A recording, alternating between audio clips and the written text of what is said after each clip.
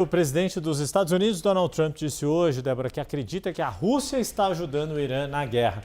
Trump afirmou em entrevista à rádio Fox News que acha que Putin pode estar oferecendo algum apoio a Teherã no conflito com os Estados Unidos. Mas o republicano justificou essa ajuda, dizendo que Washington também tem auxiliado a Ucrânia a enfrentar a invasão russa.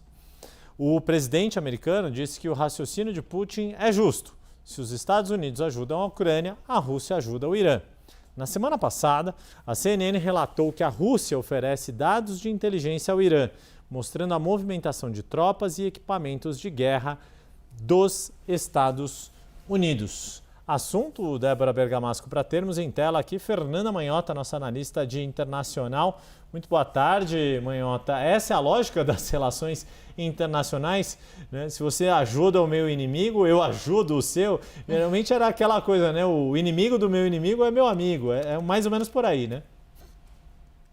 Pois é, e mais ou menos por aí, seguindo aquela máxima de que os países não têm amigos, eles têm interesses, né? Nós estamos acompanhando esse exemplo claro, que alguns chamariam de um exemplo de proxy warfare, né? Para usar as expressões tipicamente da língua inglesa, em que as guerras deixam de ser exatamente bilaterais ou apenas envolvendo aqueles que estão diretamente implicados no conflito. Elas começam a se triangular e, de certa maneira, acabam se tornando uma espécie de conflito indireto, muitas vezes, entre as potências, né? Estados Unidos e Rússia se degladiaram muito no contexto da guerra da Ucrânia de maneira indireta, tendo a Ucrânia, então, como esse intermediário, assim como agora, de certa maneira, o Irã se coloca nessa mesma posição no que tange a direção oposta.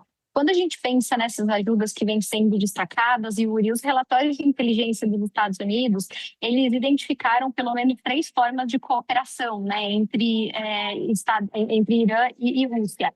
Primeiro, de inteligência militar, então há investigações em andamento de que Moscou estaria compartilhando informações sobre forças americanas no Oriente Médio, essa é a primeira dimensão. Isso pode incluir até a localização de navios, aeronaves, bases, então troca de inteligência aparece como uma primeira dimensão. Depois, uma lógica de suporte tecnológico, né? Nós já havíamos repercutido isso por aqui, tanto em relação ao uso de drones, satélites, sistemas de vigilâncias, né? E até uma melhor utilização desses equipamentos. Nós temos notado que há uma certa coordenação nesse sentido, uma espécie de compartilhamento de know-how. E, por fim, uma terceira dimensão que é de coordenação política, né? Moscou ajudando em algumas direções também nesse sentido.